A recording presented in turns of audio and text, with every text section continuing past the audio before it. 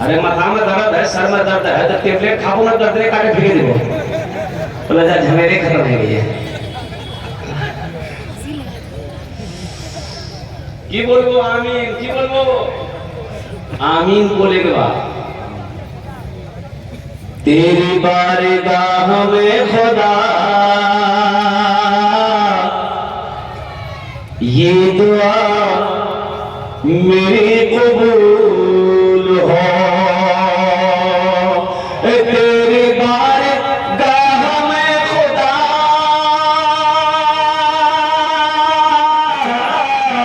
ये दुआ मेरी कबूल हो। ये दुआ मेरी कबूल हो। मुझ गरीब के नसीब में राह मुस्तफा की धूल हो। मुझ गरीब के नसीब में राह मुस्तफा की धूल हो। और इस शेर में मैं सबको शामिल करना चाहता हूं। आरज़ू यही है आखिरी, हम सबको मौत आए जिस घड़ी। आमीन बोला था। कितना आदमी डरे, आमीन नहीं बोलेगा। बोले बाप मौत का तस्करा, मौत का शेर है, जलसा है कहीं कबूल ना बोले। मौत से आदमी बड़ा डरता है। जब ये आने वाली है, ये आकर रहेगी। कुछ लोग दावत देते हैं, मियाँ नमाज पढ़, मियाँ मरना चाहिए, मीटर होगी जब उस देख ले। एक आदमी सर में गठरी लेके जा रहा था, रास्ते में शाम हो गई, दिन डूब गया, ठोकर लगी, गिर गया। गरीब आदमी था, तो बोला कि अल्लाह कितना गरीब बनाए, कमाए ना तो खाना ना मिले, अल्लाह मौत की भेजे दे मौला, नींद जाऊं।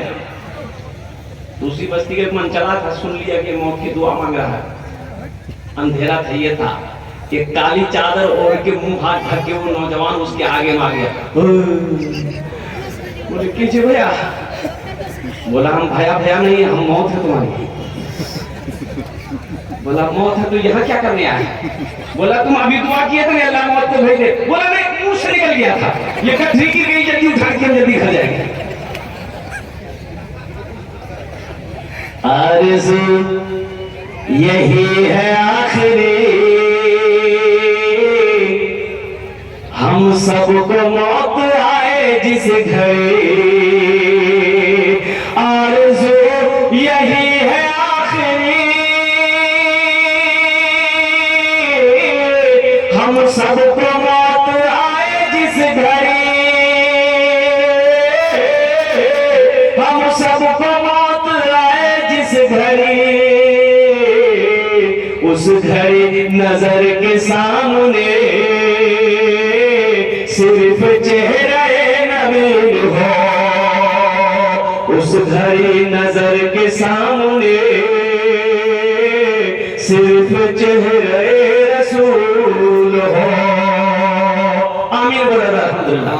बड़ी तेजी के साथ नौजवानों, कुछ बच्चे हमारे अभी तक पीछे खड़े हैं, बस खड़े रहिएगा, इसलिए कि अब मैं समझ रहा हूं कि जगह की किल्लत है, बैठने की जगह नहीं है। जहां तक पिंडाल है वहां तक लोग बैठ चुके हैं। अल्लाह आपके भी खड़े होने को अपनी बारगाह में कबूल अता फरमा ले। माशाअल्लाह, एक बच्चे का नाम, एक लड़के का नाम था इस्लाम।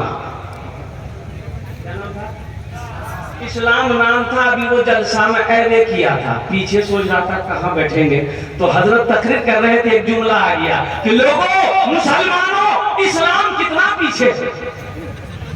बोले मौली साहब करने जानो,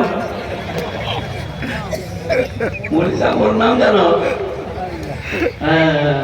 पीछे नहीं बैठा हूं, आगे बीच में बैठा। कुछ देर के बाद हजरत फिर बोले कि लोगों, इस्लाम अभी भी पीछे। वो बीच से उठ के आगे बढ़ा। लास्ट में हजरत बोले कि लोगों, इस्लाम कितना पीछे है। तो नौजवान खड़ा हो गया, हजरत को बोला कहाँ बैठेगा? मुंह में बैठेगा। नौजवानों अजर से आए हो कुछ लेकर जाना এখানে এসেছো কিছু নিয়ে যাবো इंशाल्लाह কিছু নিয়ে যাবো तो इंशाल्लाह कितने लोग तैयार हाथ उठाओ इंशाल्लाह लेकर जाएंगे क्या लेकर जाएंगे हलवा पूरी इंशाल्लाह यहाँ से लेकर जाएंगे क्या लेकर जाएंगे देखो कड़ाके की ठंड है अल्हम्दुलिल्लाह क्लास में उस्ताद ने बच्चे से पूछा रे बताकर डंडा और अंडा की फर्क है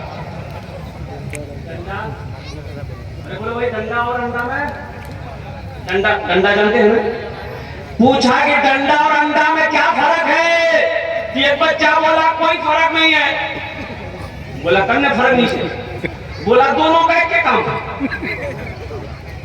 तो टीचर पूछा कि दोनों का एक काम कैसे है तो बच्चा बोला कि अंडा खाने से भी बदन गर्म होता है और डंडा खाने से भी बदन गर्म होता है बात तो सही है बोला कड़ाके की ठंड है नरम बिस्तरों को छोड़कर गर्म बिस्तरों को छोड़कर लिहाफों रजाई को छोड़कर अल्हम्दुलिल्लाह अल्हम्दुलिल्लाह नींद की कुर्बानी करके आप यहाँ पर आए हो कुर्बान जाओ अल्लाह आपके बैठने को अपनी बारगाह में कबूल फरमाए तो बताइए हमारी माँ बहनें भी बहुत सारी आई है मेरी माँ बहनों खुदा के वास्ते अगर अल्लाह अल्लाह के रसूल की बातों को सुनने आई हो तो खुदा के वास्ते तुम्हारा बात नहीं को हो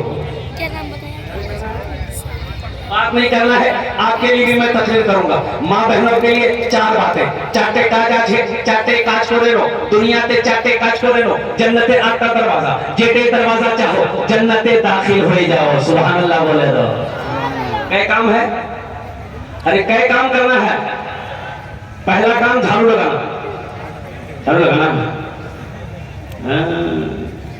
पहला काम क्या है हम बोलेंगे चार बातें मेरी माँ बहनों बैठ जाओ बड़ा अच्छा अमल है अल्हम्दुलिल्लाह बड़ा आसान अमल है बड़ा आसान अमल है हम आपके लिए तकरीर करेंगे बस खुदा के वास्ते आप लोग बात मत कीजिएगा अच्छा घर में मर्द को झाड़ू लगाना चाहिए कि नहीं चाहिए बोलो भाई मेरी माँ बहनें सोच रही होंगी कि मोदी साहब ठीक पॉइंट पकड़ी आ गए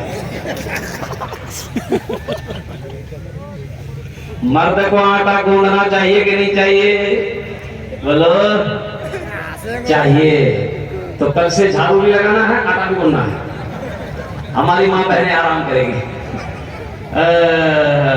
अच्छा बीवी की तारीफ करना चाहिए कि नहीं चाहिए चाहिए बीवी की तारीफ करने में भी सवाब है बीवी की तारीफ करने में भी सवाब है बीवी की कभी तारीफ कर दिया करो उससे मोहब्बत बढ़ेगी एक बीवी बोली तीमोर से कितना मोहब्बत कोई बोलते तो शौहर बोला फालतू बात नहीं करता मेरे बात कर बोला नहीं बोल ली तीमोर से प्यार नहीं करोगे तो शौहर बोला कि ना बात नहीं है उसने जानी काम करो तेरा काम था तो शौहर बोला कि तीमोर से कितना मोहब्बत करोगे तो बीवी बोली कि हम आपसे बेइंतहा प्यार करते हैं बेइंतहा मोहब्बत करते हैं ती बोली तीमोर से मोहब्बत करोगे तो उसका शौहर बोला कि देखो हम तुम्हारी मोहब्बत में पागल हैं तो उसकी बीवी बोली ती मोर मोहब्बत पागल चीज जल्दी मी मोरे जाए तो ती दूसरी बियाह नहीं करबो तो शौहर बोला पागल पीछू करवा सको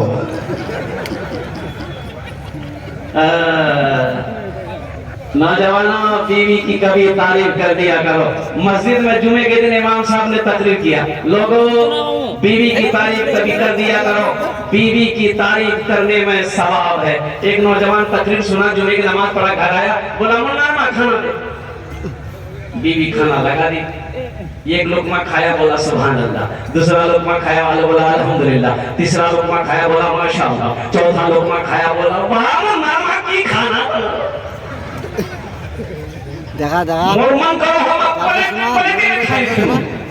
उसकी बीवी सुनती रही बेलना ली उसकी बीवी बेलना जाने ना जो रोटी बेलते हैं बेलना ली पीछे साई मारी सर पे खड़ा बोले बाबा क्या मान लो बीवी बोली कि 20 साल हो गए मेरी शादी को आज तक मेरी तारीफ नहीं की आज पड़ोसी क्या से दाल लेकर के आए हैं तो तारीफ नहीं खट रही है इतना बेलना वाले के सर का बाले बना देगा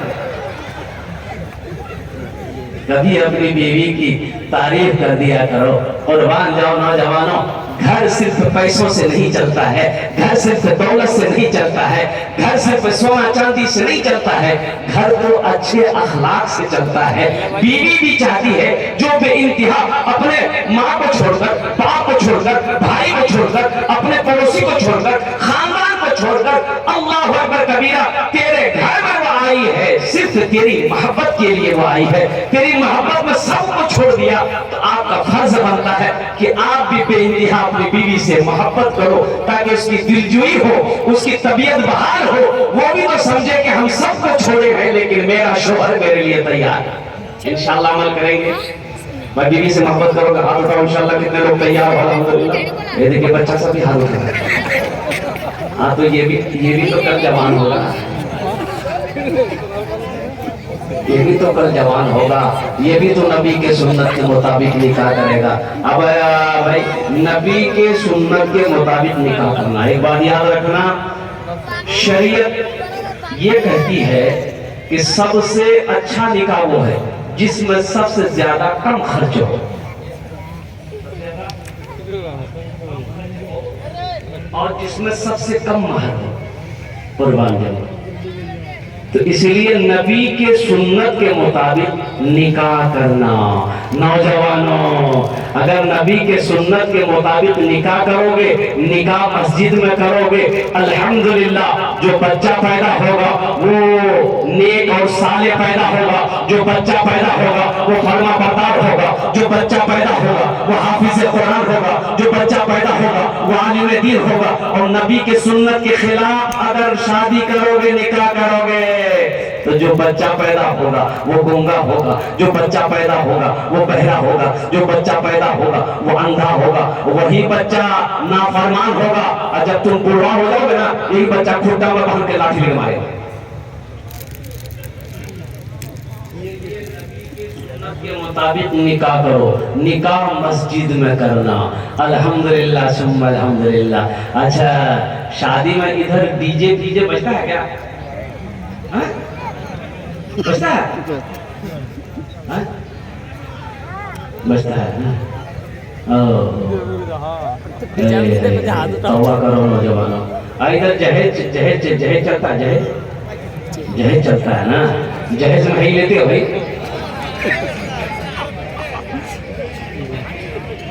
तौबा करो नौजवानों, जहेज मांग कर लेना हराम है। जो जहेज मांग कर लेता है उसका नाम इंटरनेशनल फकीर है।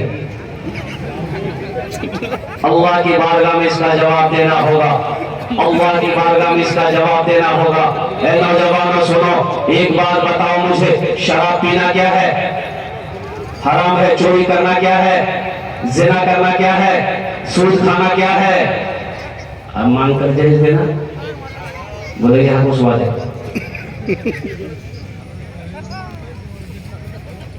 जहेज का जो प्रथा है ना, जो रस्म है, जो रवाज है, मजहब इस्लाम में नहीं था। ये तो चंद सालों से मजहब इस्लाम के अंदर में ये रवाज, ये रस्म दाखिल हुआ, पहले नहीं था। पहले ये रस्म नहीं था, ये रवाज नहीं था।